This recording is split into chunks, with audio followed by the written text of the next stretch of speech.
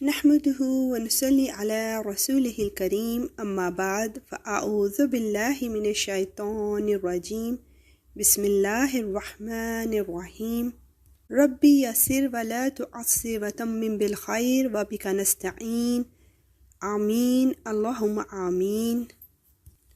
السلام علیکم ایوری تو آج کا کویسچن ہے، کیا حضرت عیسیٰ علیہ السلام صرف بنی اسرائیل کے نبی تھے؟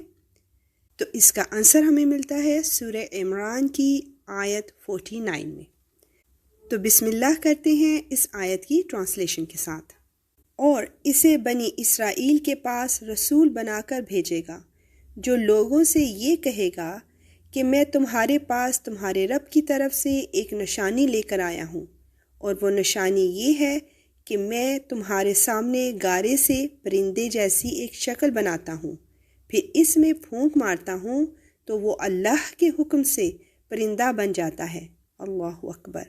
اور میں اللہ کے حکم سے مادرزاد اندھے کو اور کوڑی کو تندرست کر دیتا ہوں اور مردوں کو زندہ کر دیتا ہوں، اور تم لوگ جو کچھ اپنے گھروں میں کھاتے یا ذخیرہ کر کے رکھتے ہو میں وہ سب بتا دیتا ہوں.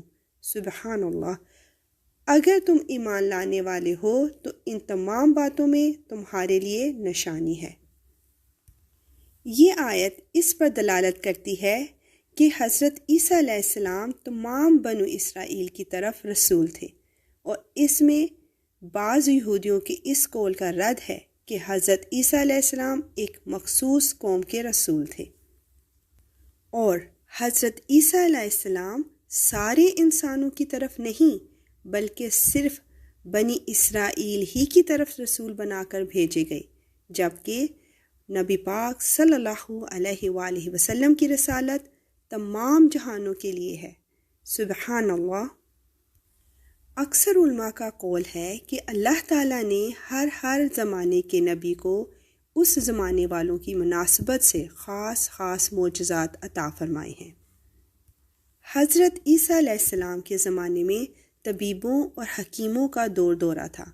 کامل اتباع اور ماہر حکیم، علم طب کے پورے عالم اور لاجواب استاد موجود تھے. بس آپ کو وہ معجزے دیے گئے جس میں وہ سب عاجز تھے.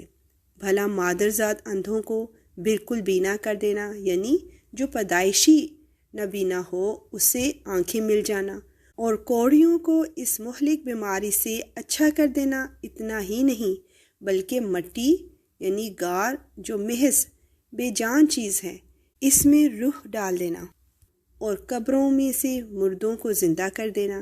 یہ کسی کے بس کی بات نہیں، صرف اللہ کے حکم سے بطور معجزہ یہ باتیں آپ سے ظاہر ہوئیں. بے شک اللہ ہر چیز پر قادر ہے. اور اب نیکسٹ ایپیسوڈ کا کویسچن، کیا کوئی نگاہ اللہ کو پا سکتی ہے؟ اب اجازت، انشاءاللہ اس کے آنسر کے ساتھ دوبارہ ملاقات ہوگی. وآخر دعوانا ان الحمد للہ رب العالمین. سبحانک اللہم وبحمدک اشہد ان لا الہ الا انت استغفرک واتوب الیک. السلام علیکم ورحمۃ اللہ وبرکاتہ.